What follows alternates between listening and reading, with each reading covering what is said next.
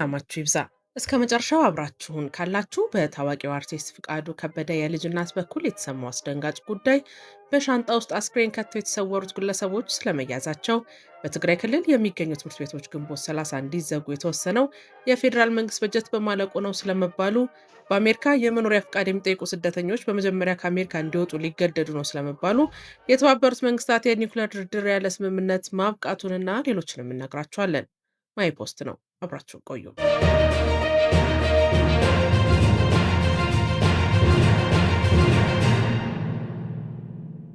በታዋቂው አርቲስት ፍቃዱ ከበደ የልጅ እናት በኩል የተሰማው መላውን የኢትዮጵያ ማህበረሰብ ያነጋገረውን ልብ የሚሰብርና እጅግ አስደንጋጭ ታሪክ ነው። የብዙዎቻችንን አንጀት የበላውና የአርቲስት ፍቃዱ ከበደ የልጅ እናት የወይዘሮ አለም አብርሃም እና የልጃቸው የዳዊት ታሪክ ትልቅ የቤት ስራ ጥሎ አልፏል።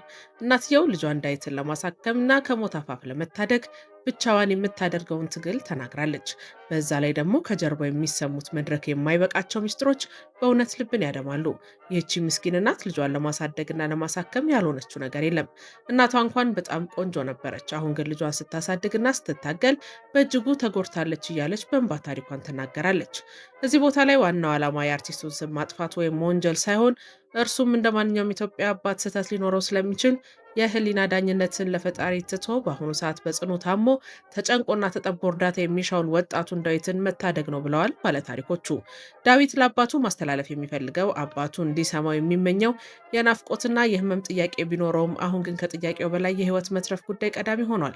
ለዚህ ወጣት ህይወት ማዳኛና የተሟላ ሕክምና አግኝቶ ወደ ቀድሞ ጤናው እንዲመለስ በአጠቃላይ 3 ሚሊዮን ብር ያስፈልጋል ተብሏል።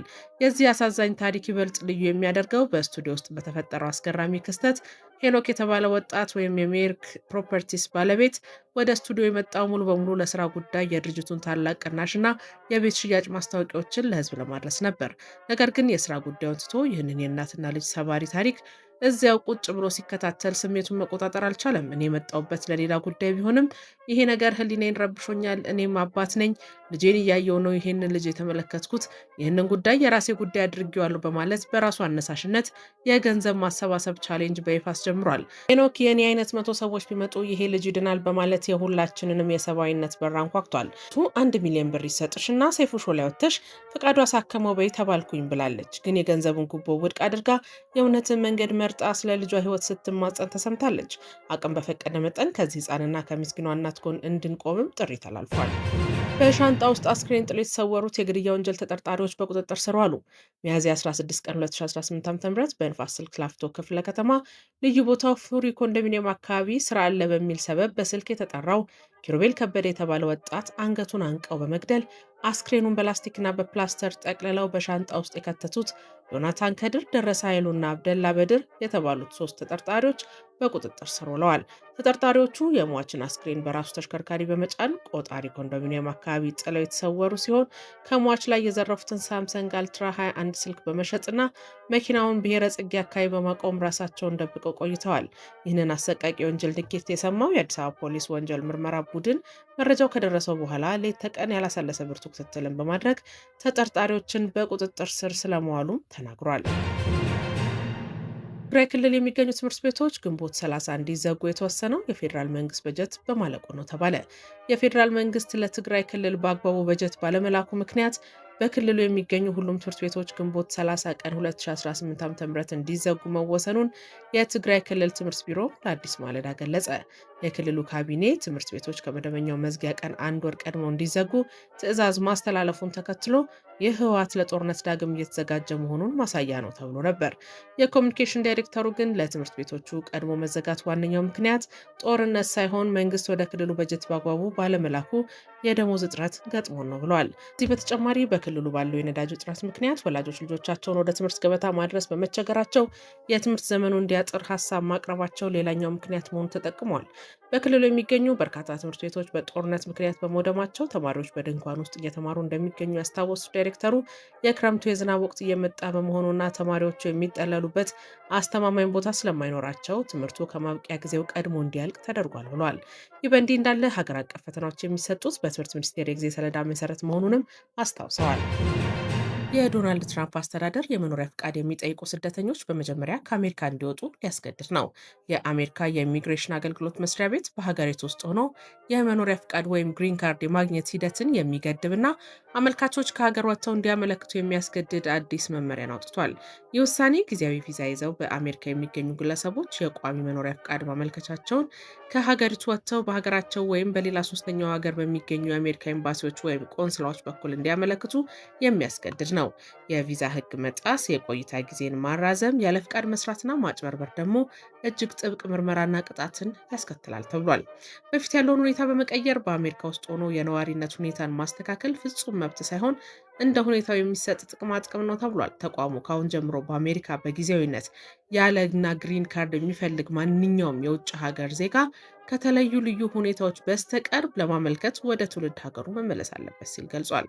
መመሪያው እንደ ተማሪዎች፣ ቱሪስቶችና ሌሎች ጊዜያዊ ቪዛ የያዙ ሰዎችን እንዲሁም በህጋዊ መንገድ ገብተው የቪዛ ጊዜያቸው ያለፈባቸውን ጨምሮ በአሜሪካ ዜግነት ባላቸው የትዳር አጋሮቻቸው ወይም አሰሪዎቻቸው አማካኝነት በሚቀርቡ ስፖንሰርሺፖች ግሪን ካርድ ለማግኘት ከመሞከራቸው በፊት አገሪቱን ለቀው እንዲወጡ ሊያስገድድ ይችላል። መረጃው የሲቢኤስ ኒውስ ነው። ኬንያ ከነዳጅ እጥረት ለመላቀቅ 100 ሺህ የኤሌክትሪክ መኪናዎች ከቀረጽ ነፃ እንዲገቡ ወሰነች።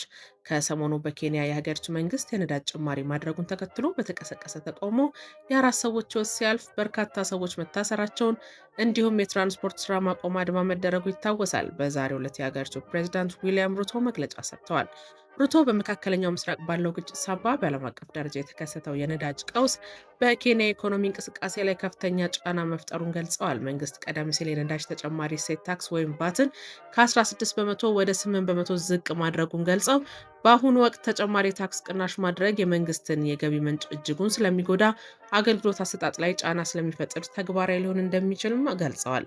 በመንግስት በኩል የሚደረገው የዋጋ ማስተካከያ ገደብ አለው ነው ያሉት። ምንም እንኳን ተጨማሪ የታክስ ቅናሽ ባይኖርም መንግስት በሚቀጥለው ወር በሚደረገው የዋጋ ክለሳ የናፍጣ ዋጋን በ10 የኬንያ ሽልንግ ለመቀነስ እንደወሰነም አስታውቀዋል። መንግስታቸው በነዳጅ ዋጋ ንረት ሳቢያ ለተፈጠረው ኢኮኖሚያዊ ጫና የፔትሮሊየም ፈንድንና የታክስ ቅነሳን በመጠቀም ከ28 ቢሊዮን ሽልንግ በላይ ድጋፍ እያደረገ መሆኑን አመልክተው ዘላቂ መፍትሄ ለማምጣት ወደ ኢሞቢሊቲ ትኩረት ማዞር እንደሚገባ ገልጸዋል። በዚህ መሰረት በዘላቂ መፍትሄ የሚውሉ የመጀመሪያዎቹ 100 ሺህ የኤሌክትሪክ ተሽከርካሪዎች ከቀረጥ ነፃ ለማስገባት የትራንስፖርት ዘርፉን ለመደገፍ የሚያስችሉ አዳዲስ የህግ ማዕቀፎችን፣ የብድር እፎይታዎችን ተግባራዊ እንደሚያደርጉ ፕሬዚዳንት ዊሊያም ሩቶ ገልጸዋል። የኬንያ መንግስት 3000 የኤሌክትሪክ ተሽከርካሪዎችን ለደህንነትና ለአስተዳደር አገልግሎት ማዘዙም ተሰምቷል። የተባበሩት መንግስታት የኒውክሌር ድርድር ያለ ስምምነት አብቅቷል። በኒውክሌር መስፋፋትና ትጥቅ ማስፋፋት ግቦች ላይ ለ4 ሳምንታት የመከረው የተባበሩት መንግስታት አባል ሀገራት የኒውክሌር ድርድር ስምምነት ላይ መድረስ አለመቻሉን ድርድሩን የሚመሩት ዲፕሎማት ተናግረዋል። የኮንፈረንሱ ፕሬዚዳንት የቪየትናሙ ዶሆንግ ቤት ኮንግረሱ የተቻለውን ጥረት ቢያደርግም ስምምነት ላይ ለመድረስ የሚያስችል ሁኔታ ላይ እንዳልሆነ እረዳለሁ ሲሉ በኒውዮርክ ለጋዜጠኞች ተናግረዋል። የኤኤፍፒ የዜና ወኪል ዘግቶ ባወጣው የጉባኤው ረቂቅ እንደተቀመጠው ቴህራን የኒውክሌር ጦር መሳሪያ የሌላትና በፍጹም ማበልጸግ የለባትም ተብሏል። ተደራዳሪዎች ለ10 ዓመታት ያስቆጠረውን የኒውክሌር ጦር መሳሪያ ስርጭትን በመገምገም ላይ ሲሆኑ 191 ሀገራት የኒውክሌር ጦር መሳሪያዎችን ከአውሮፓውያኑ አቆጣጠር 1967 በፊት በያዙት 5 ሀገራት ብቻ እንደሚወሰን ተስማምተዋል። አሁን ላይ ቻይና፣ ሩሲያ፣ ፈረንሳይ፣ እንግሊዝ፣ ህንድ፣ ፓኪስታን፣ እስራኤልና ሰሜን ኮሪያ የኒውክሌር ጦር መሳሪያ ያላቸው ሀገራት ናቸው።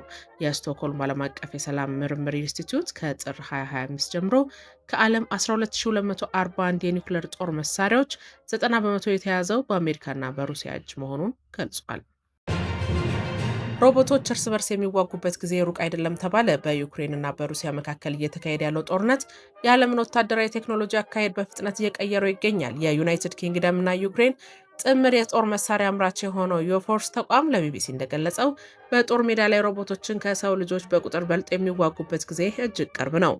ወቅት ሁለቱም ሀገራት በየብስና በአየር ላይ የሚንቀሳቀሱ በርካታ ሰው አልባ መሳሪያዎችን እያሰማሩ ሲሆን በቅርቡ ሙሉ በሙሉ በሮቦቶችና በድሮኖች የተደረገ ኦፕሬሽን የጠላት ይዞታን መቆጣጠር መቻሉን፣ የሩሲያ ጦር ለ45 ቀናት መግታት መቻሉን የዚህ ቴክኖሎጂ አስፈሪ አቅም ማሳያ ሆኗል። ይህ የወደፊቱ የጦርነት ስልት ሮቦቶችን ከሌሎች ሮቦቶች ጋር ፊት ለፊት የሚጋጠሙበትን እድል እውን ያደረገ ነው። በአሁኑ ወቅት አብዛኞቹ ድሮኖች በርቀት በሰዎች ቁጥጥር የሚደረግባቸው ቢሆንም እንደ ኢንዱሪያል ያሉ የአሜሪካ የመከላከያ ቴክኖሎጂ ተቋማት ግን ያለምንም የሰው ልጅ እገዛ በሰው ሰራሽ አስተውሎት ብቻ የሚንቀሳቀሱና ኢላማቸውን ለይቶ የሚመቱ ተዋጊ ጀቶችን የየብስ ድሮኖችን በመገንባት ላይ ይገኛሉ። የዓለም ታላላቅ ሀያላን ሀገራት ለዚህ አዲስ ጦርነት ዘመን ራሳቸውን እያዘጋጁ ነው። የጦርነት ባለሙያዎች እንደሚሉት ከሆነ በአየር ላይ ያለው የድሮኖች እርስ በርስ ውጊያ ወደ የብስ ሮቦቶች መሸጋገሩ የማይቀር ሲሆን ይህም በሰው ልጆች ወታደሮች ዕጣ ፈንታ ላይ ትልቅ ጥያቄ ምልክትን ጥሏል። አሜሪካ በድጋሚ ኢራን ላይ ጥቃት ለማድረስ እየተዘጋጀች መሆኑ ተሰማ። ኢራንና አሜሪካን ለማሸማገል ዲፕሎማሲያዊ ጥረቶች ቢቀጥሉም ዋሽንግተን ቴህራን ላይ በድጋሚ ጥቃት ለመፈጸም እየተዘጋጀች መሆኑ እየተዘገበ ነው። ሲቢኤስ ስለ ጉዳዩ ቅርበት ያላቸው ምንጮቹን ጠቅሶ እንደዘገበው የፕሬዝዳንት ዶናልድ ትራምፕ አስተዳደር አዲስ ጥቃት ለመሰርዘር ዝግጅት እያደረገ ነው። ሆኖም ግን ጥቃት ለመፈጸም የመጨረሻው ውሳኔ እንዳልተላለፈ ይጠቁማል። ትራምፕ የመንግስት ጉዳዮች ስላሉባቸው የልጃቸውን ሰርግ መታደም እንደማይችሉ በማህበራዊ ሚዲያ ገጻቸው አስታውቀዋል። የዛሬው ዕለት ኒውጀርሲ በሚገኘው ቅንጡ መኖሪያቸው እንደሚያሳልፈው ቢጠበቅም ወደ ዋይት ሀውስ ማቅናታቸው ተገልጿል። የአሜሪካ መከላከያና ደህንነት አመራሮች እረፍት ለመውጣት ይዘውት የነበረውን እቅድ እንደሰረዙ የተለያዩ ምንጮችም ጠቁመዋል። ይህም ኢራን ላይ ድጋሚ ጥቃት ለመክፈት በሚደረግ ዝግጅት ምክንያት እንደሆነ ተመልክቷል። የአሜሪካ ሰራዊትና ደህንነት ባለስልጣናት በተጠባበቅ ላይ በነበሩ ወታደሮች ዝርዝር ላይ ለውጥ ማድረጋቸውን ምንጮች ጠቁመዋል። በተለያዩ የመካከለኛው ምስራቅ ወታደራዊ ሰፈሮች የሚገኙ የአሜሪካ ወታደሮች ኢራን በምትወስደው የመልሶ ማጥቃት እርምጃ ኢላማ እንዳይሆኑ ከካምፖች እንዲወጡ እንደሚደረግም ተገልጿል። ኢራንና አሜሪካ ጊዜያዊ የተኩስ አቁም ስምምነት ላይ ከደረሱበት ጊዜ አንስቶ አንዳቸው በሌላቸው ላይ ቀጥተኛ ጥቃት ከመፈጸም ተቆጥበዋል። የድርድር ጥረቶችም እንደቀጠሉ ናቸው። ዜናዎቻችን አበቁ። ላይክ፣ ሰብስክራይብ እና ሼር እንዳይረሳ። መልካም ጊዜ